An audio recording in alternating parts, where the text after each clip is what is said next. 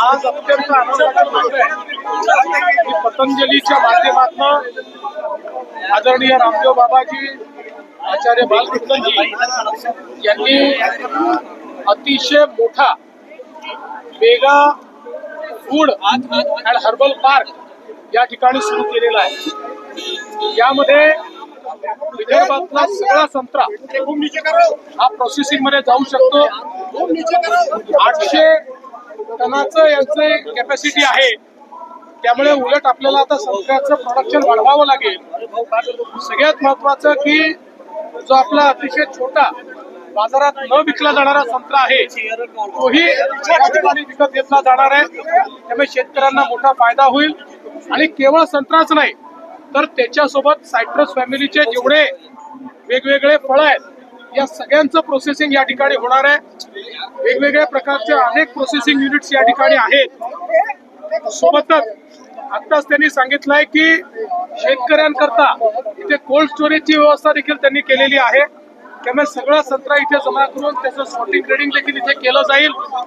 अगदी कोणाला एक्सपोर्ट करायचा असेल तो देखील या ठिकाणून करता येईल अशा प्रकारची व्यवस्था रामदेव बाबाजींनी केली आहे। आणि याच सोबत आता इथे एक नर्सरी सुरू करून संत्र्याची क्वालिटी सुधारण्याकरता नवीन प्रकारचे सॅपलिंग तयार करायचे आणि त्यातनं चांगल्या प्रतीचा संत्रा तयार करायचा हाही कार्यक्रम हातामध्ये घेण्यात येणार आहे।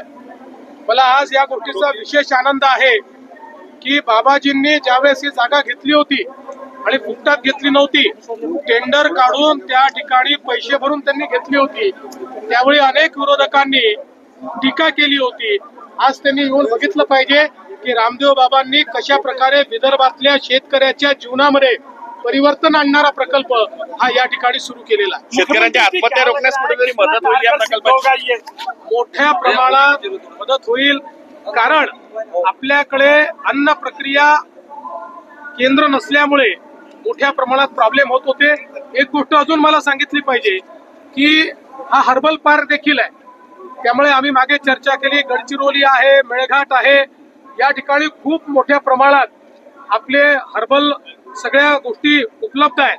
त्याचंही सोर्सिंग या ठिकाणी करून आणि या हर्बल पार्क मध्ये त्यालाही किंमत मिळावी अशा प्रकारचा आमचा प्रयत्न विमानतळाची धावपट्टीचं काम आता सगळ्या गोष्टी फायनली झालेल्या आहेत।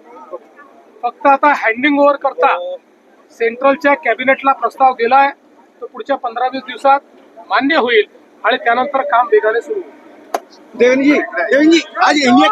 तुम्ही पाहत आहात महाराष्ट्राच्या कुशीतलं GK न्यूज मराठी, सात जनतेची, भूमी महाराष्ट्राची।